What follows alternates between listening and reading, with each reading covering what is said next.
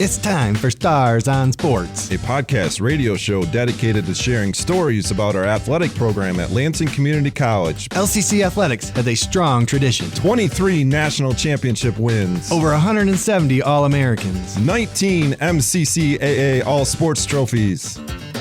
Stars on Sports will introduce you to individuals that have contributed to our program's success and give you the backstory on what it takes to develop it. We'll also dive into and break down the topics and issues facing athletic departments across the nation and right here at LCC. This is Stars on Sports.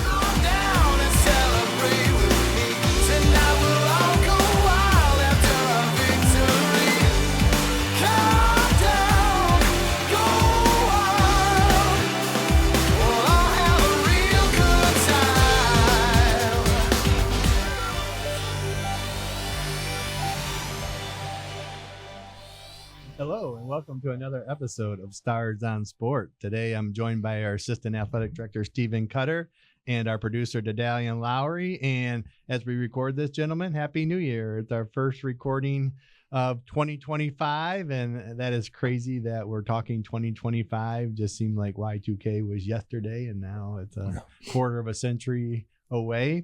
Had a great 2024, and so today I'd just like to talk about 2025 sports trends, goal. I'm not a big goal setter, and maybe that's part of my problem when I reflected on this podcast. I think I work hard. I think I'm busy. I don't think I'm always productive, and maybe because I don't have that goal setting. But the one thing I have learned, and you know, partly from you, Coach Cutter, is scheduling, calendar, putting my things on a calendar. And as I reflect, I think they can be intertwined. That is almost like goal setting, because you're putting something down that you want to accomplish or get done. And it's helped me be more productive. So as we talk about this podcast and looking forward to 2025, I don't want to, necessarily get into goal setting, although I did list some things that I would hope to accomplish personally and professionally this year. But are either one of you like New Year's resolution goals kind of people?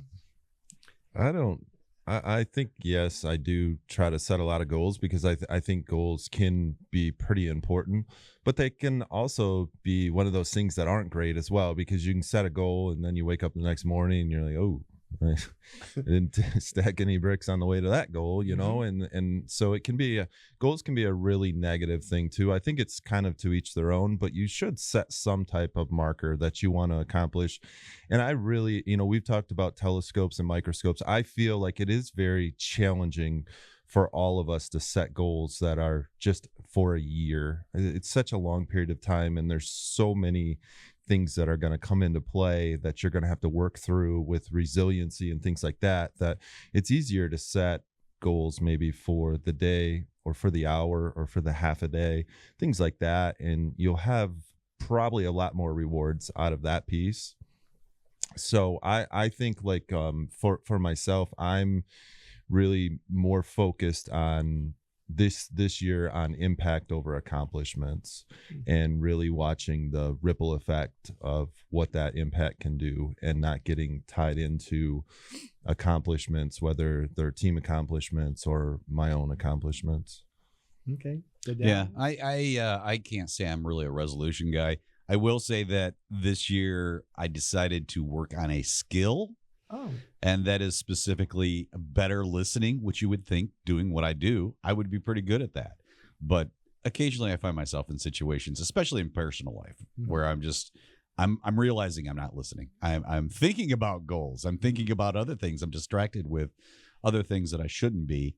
And so I decided to make better listening a priority for myself this year. I like that, actually. Yeah. I might take you up on that. Not on listening per se, although I think our whole society needs to work better on listening. That's a whole nother podcast. And there's a lot of truth to that, because there's a lot of distraction that we all have now. So, but I think it also reflects our society of even like stop signs that we talked about before. Is people are not stopping because they're already going. And I think with listening, people are already wanting to respond, so they're not listening. They're not listening to hear. They're listening to respond. That they want to give that next answer before you're done talking. So we don't listen well, which again, stop signs we've talked a number of times on this podcast. Gentlemen, today was my best reverse parking in my life. I had to It's a park win. between +1 right two there. cars, and I wasn't gonna do it. I did it, and it turned out well, and not even too many turns. So I don't want to digress. Well done. Right. Regarding the goal setting, though, I find that goals tend to be very fluid whenever I set a goal. So I set a goal, and then all of a sudden I'm going, maybe I need to go a little higher, or maybe I need to bring that down. The other thing that you mentioned where I would recommend to anybody, because you said that you get caught up into the day-to-day activities, and I do that all the time. So last year, what I did is I incorporated into my work calendar where I just put a little entry where, like, things, the big enterprise type projects, things that I really want to get to, but I just can't ever seem to get to, that I at least dedicate a half hour of that, maybe an hour of that every week. And I just put a reminder that no matter what's happening, I block off that time, and this is my time to work on this project. That's another good one, because I feel I struggle with that too. I'm so busy doing the day to day like clerical things. I don't have an opportunity to work on those bigger vision items I have for our department, and I do schedule them sometimes. It's just, again, with the interruptions and that. So another good tip. Well done, Daedalian. You're on fire in 2025 of helping us be better. So, but back to, even what Coach Cutter said about stacking wins, that is, when researching goal setting, those are some of the things, like one of our, I think, favorite things is from the Admiral that said, make your bed every morning.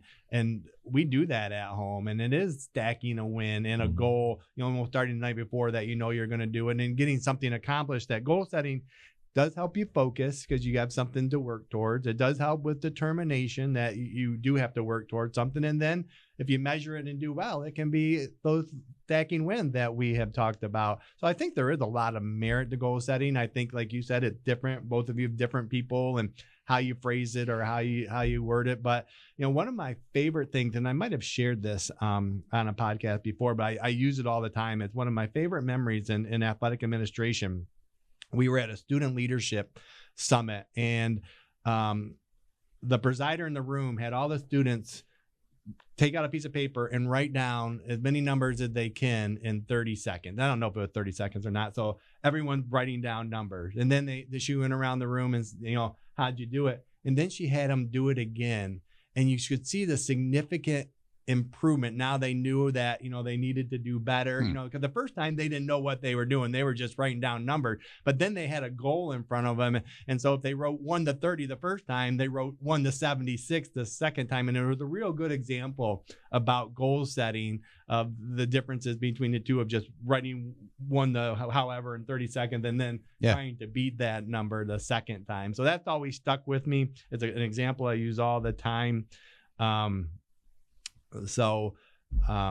yeah, so for me, I like the skill one. I will have come up with a skill one for our next podcast. And you talked about impact.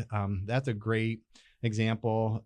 In our business, you get stuck on winning, and don't get stuck on it, but that's what a lot of people's goals are. Win. How you're judged. Mm-hmm. It is. And it's a measurable thing you can see on the scoreboard. And I want to win. I want to compete to win. So, as we've talked before, usually our number one objective is to win the all sports trophy, and we're halfway through the year, and we'll be in contention for it. And I think we'll hopefully in a good position to earn that. But the word that stuck with me are like the impact and skill is, take risks, challenge, not thing of doing the same thing every day. You're not going to get you're going to get the same result. So back to even doing those things that will help me be better, because as I've told before, be better, the general goal I use every day is just be better than yesterday.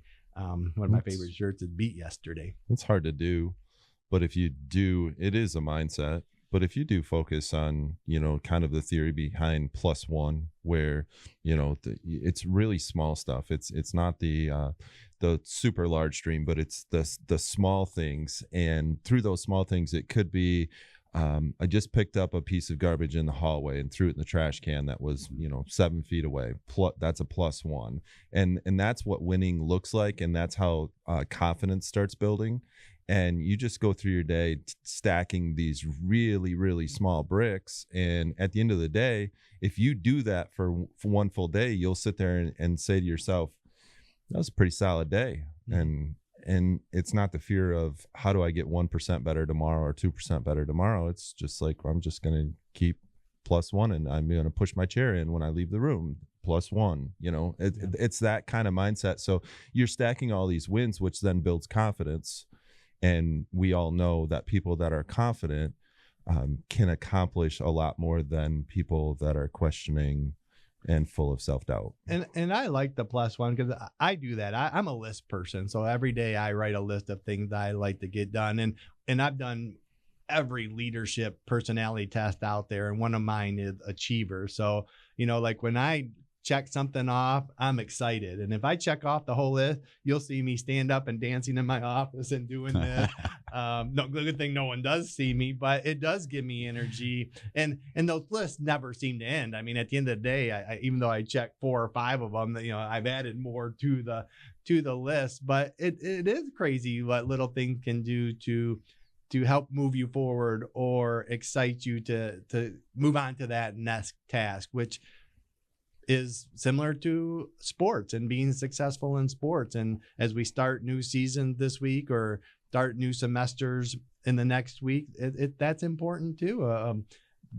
Getting confidence early and building on, it's a tough transition in college from high school and now kids figuring out how to be successful in the classroom and now a long season to check things off. And I think we forget that sometimes because, again, we get too caught up on the big picture of the scoreboard, or I'm not starting, or I'm not scoring this many points, or my batting average isn't this or that. But then you got to start breaking it down back to the process of being successful. And that's the nice thing, as you talked about, Daedalian, is reflection, having time. I don't think our society spends enough time reflection on our goals, or, we put a lot of things out there, but when do we stop and think and evaluate where or how we are at? And so reflection, I had a mentor of mine always talk to me about the importance of reflection. So I've worked hard at trying to reflect, but we get busy. I mean, at the end of the night, some of the best podcasts I've read is you should prepare tomorrow the night before, but by the end of the night, I mean, time flies. I will say that since hanging out with you guys on this podcast and just listening to the show, a lot of the times I now look at things, as you guys very often say, brick by brick. Because I used to always look at that big goal and just kind of go, am I ever going to get there? Mm-hmm. And, you got to realize that it's the small victories that lead to the big one. Yeah. See, where we are constantly, because of everything that's happening, we're missing the trees amongst the forest, kind of deal. And so when you're trying to do that, another great thing is to be able to journal. And it can just be 5 words, but it kind of gives you some feedback of where you are, what you're thinking, what just happened to you. And you can look back on that stuff and you say, man, I was down in the dumps at this point, and just a week later, or a day later, or maybe it's a month, whatever it might be. And you can look and be like, there's a lot of +1s that have happened since then. And that's where, like, the word resiliency, that's where resiliency is built. And that's where that muscle is built. And through resiliency, you're going to grow confidence. God, I think you just got me back onto another resolution. I think I need to get back on that journal. Me too. I honestly, I wrote it down. I haven't done that. I did not. I don't even think I wrote in it once last year. Not even once. I wrote in a journal last year, and do you have it? Do you have it in that stack over there? It's actually, I went to are you sure that stack is not your journal? My podcast stack. And maybe I'm going to put piles on my list for this year too. There's another skill, but I will too today. Now you made me lose my train of thought, but I love journaling. I look back at my old journal, then just laugh or smile and think of what I did this day in 2014 or something. And even have encouraged my kids to journal and look at their journal. I don't look at them, but they share them with me or such. I know you do a great job with your team every day journaling, but you're right. But that also helps with reflection too, because it gives you something to look back and reflect on. So, another thing that I need to do better this year. But back to prioritizing, that's where scheduling can help in balance. avoiding conflict and interruptions. We talk about getting hit and how you handle those, and we all have, jobs are the interruption. Back to your big picture thing, it wasn't until recently, this wasn't one of my favorite analogies, but it actually has become more higher on the list for me, is how to eat an elephant, and it's one bite at a time. And if you look at an elephant, you think, how would you accomplish knocking that down? And it's one bite at a time. And there's a nice little parable about that, and that's really stuck with me over the last 5 years. Of that as an example, one I use, and I just heard it recently, because that is it. One, back to one brick at a time, one step at a time. You're not going to eat the whole thing at once. You got to break it into pieces and chip away at it. And again, I think that's also true. As we talked about in our office, we have, again, a lot of good podcasts in our office about stories, how seasons are stories, and they're pieces that come together. And there's some happy ending stories, not happy ending stories, and as we start a new year, and many people in our world do resolutions, or do the one word goal thing that that we've talked about in the past. It is, there seems to be a lot of like happiness or whatever, that I can maybe do that this year that I haven't done in the Craig's beating up the microphone just so everybody knows. You had me lifted up, and now it's in my way. He's using some hand gestures, and they're good ones though. But so I think we just completed a busy holiday season, and I love the holiday season. Thanksgiving is about gratitude, and Christmas or whatever you celebrate is about giving. So I think those are great attributes that our society can embrace, and not just celebrate during that month, but should try and celebrate year round. So those are what stick with me. But now, as we head into a new year, people are looking forward and maybe trying to do something they haven't been able to do in their previous year or lifetime. So it always seems like this is a big topic right now of what I'm going to try and accomplish this year, or what we can do. And in sports, we do that every season. And then when we live by seasons, and so for some of us, January 1st of 2025 is in the middle of a season. For some of us, it's out of season. For some of us, it's the beginning of a season. But that's one of my favorite things about sports, is every season we kind of set those goals, set those expectations, and then work toward those. Because one of you mentioned earlier, on December 31st of 2025, how many look back and say, well, I didn't get that done, or well, I didn't accomplish that, or they're probably looking for and say, well, I should try it again this year, or I should do this. And so again, I think it's important. I like that our society does use, like, in a year, beginning of a year, to try and move forward, because again, we all should be trying to be better or plus one over yesterday. Very good. So anything else to add to that? Quickly, another topic that we'll spend a whole nother podcast on is, as I was talking about 2025, I was looking at trends in sports, and there's some neat ones, but most of them are 2024 for your program, because you do a lot of these. But I just would like to share, and maybe we can dig deep into these in a future podcast. But when you're looking at trends for 2025, there seem to be two areas: technology and then environment. And what I mean, so in technology, the number one trend is wearable technology. And I'm not wearing mine today because I charged it last night, but more and more sports teams are using wearable technology, and our baseball team has a watch that they wear to help determine their performance readiness and where they're at. And so that's a big trend that we can probably talk more on. AI is obviously in data stuff, and virtual reality, which I know, again, you guys use some virtual reality for skill acquisition, are trending. I just used AI for the first time over winter break. I downloaded Chat GPT on my thing, and my son's going to be the best man in the wedding. So I just put on there, best man toast, and it was crazy.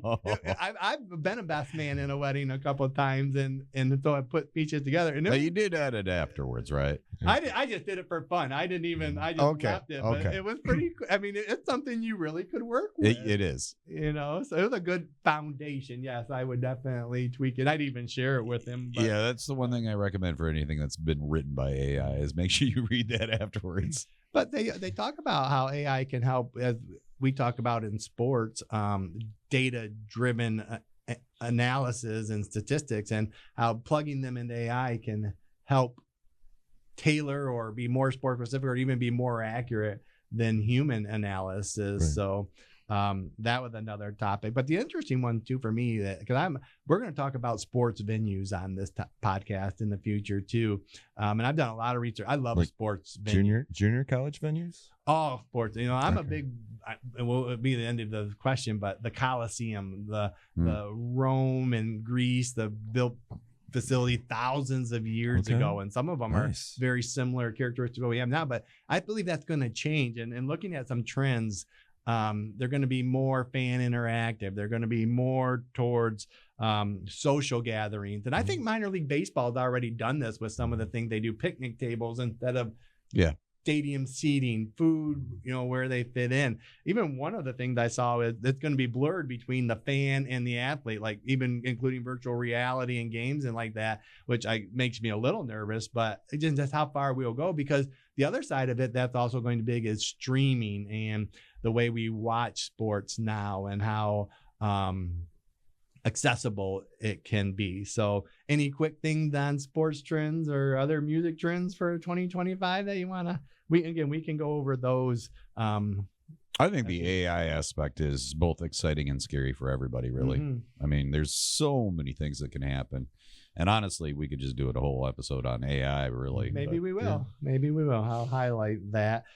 Because, again, other trends of sports betting, we can talk about issues that we will deal with in a future podcast in 2025 at the NJCA level. Another one that attracts me about stadiums is environmental sustainability.